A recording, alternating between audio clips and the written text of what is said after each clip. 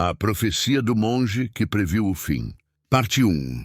O surgimento da profecia. No ano de 1873, em uma pequena abadia isolada entre montanhas, um monge ancião chamado Efraim começou a relatar estranhas visões que o assombravam todas as madrugadas. Ele dizia que uma voz desconhecida sussurrava palavras que sua mente não conseguia esquecer.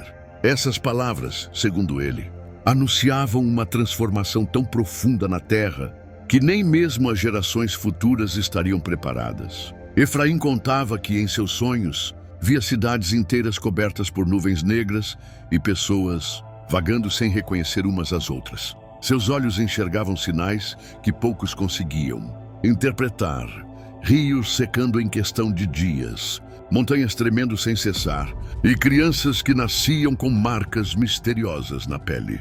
Alguns monges duvidaram de sua sanidade, mas outros temiam que suas revelações fossem fragmentos de um grande aviso. Um aviso oculto destinado apenas àqueles que mantinham o coração aberto e a mente atenta. Durante meses, ele anotou tudo em um livro pequeno de capa marrom, que mantinha trancado sob seu travesseiro. O monge dizia que o conteúdo daquele livro só deveria ser lido por quem estivesse disposto a pagar o preço de saber a verdade antes da hora certa. O livro proibido. Os relatos de Efraim se espalharam entre as vilas próximas. Alguns viajavam dias apenas para tentar ver o tal livro, mas poucos tiveram coragem de abrir suas páginas. Quem lia, segundo contam os antigos registros, sentia um peso profundo sobre o peito. Alguns ficavam sem dormir durante semanas, atormentados por imagens que não conseguiam esquecer. O monge alertava: a profecia não fala apenas do fim, ela fala do que virá depois. E esse depois será ainda mais assustador do que o silêncio da destruição. Em uma das anotações, ele descreveu um evento que chamava de o Grande Despertar Sombrio. Nas palavras dele, seria um período em que todos sentiriam um vazio inexplicável, como se algo essencial tivesse sido arrancado de dentro. E ninguém saberia como preencher essa ausência. Na última página do livro, Efraim escreveu algo que permanece enigmático até hoje. Quando a chama negra tocar o horizonte, o tempo dos acordados se encerrará. E tudo que antes parecia firme se dissolverá como cinza ao vento. O livro foi escondido em uma cripta, e alguns dizem que jamais foi encontrado. Outros juram que ele permanece sob a guarda silenciosa de uma linhagem de monges que ainda existem, esperando um sinal final, o aviso oculto. Há quem acredite que os sinais descritos por Efraim já começaram a surgir. Eventos estranhos têm sido registrados em lugares distantes. Tempestades que aparecem sem explicação. Sons que ecoam nos céus. Pessoas relatando sonhos idênticos sobre destruição e renascimento. Se tudo isso for verdade, talvez o aviso oculto não seja apenas uma lenda para assustar. Talvez seja uma mensagem destinada a poucos. Um chamado silencioso que somente quem sente uma inquietação profunda dentro de si consegue perceber. E você que escuta estas palavras agora, pode escolher ignorar tudo, acreditar que não passam de histórias inventadas para entreter. Ou pode se perguntar: e se tudo isso for real? E se estivermos vivendo os primeiros capítulos da profecia? O que você faria se soubesse que amanhã o mundo pode não ser mais como hoje? O aviso oculto não é apenas sobre destruição. É sobre mudança, sobre uma nova realidade que surgirá quando o fogo tocar a terra e o silêncio se tornar ensurdecedor. Talvez ainda exista tempo.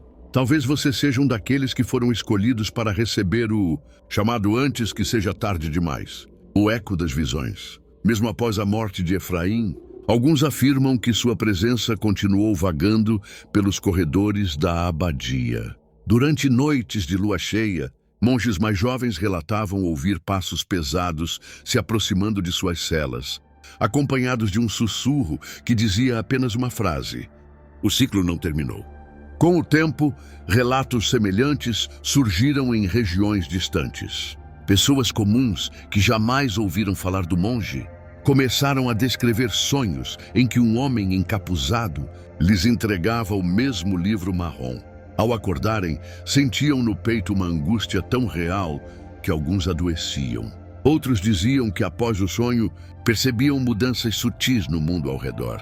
Relógios que paravam de funcionar, espelhos que refletiam imagens diferentes e vozes que chamavam seus nomes no silêncio da madrugada. Esses relatos se tornaram conhecidos como o eco das visões, uma corrente de sinais invisíveis conectando desconhecidos por um mesmo aviso: o guardião da cripta. Há uma lenda que menciona um homem chamado Elian, descendente de um dos monges que conviveram com Efraim.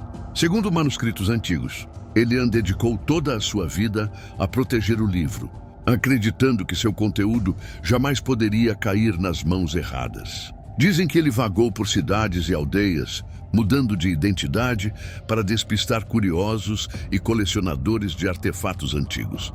Por onde passava, deixava apenas um símbolo entalhado em madeira, um círculo dividido por uma chama negra. Era o sinal silencioso de que o livro permanecia seguro e que o momento de revelá-lo ainda não havia chegado.